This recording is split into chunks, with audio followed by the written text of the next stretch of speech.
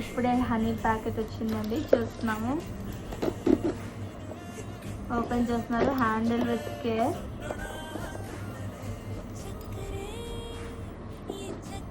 అది ఓపెన్ చేయడానికి రావడం లేదు, మా ఆయన కష్టపడుతున్నాడు.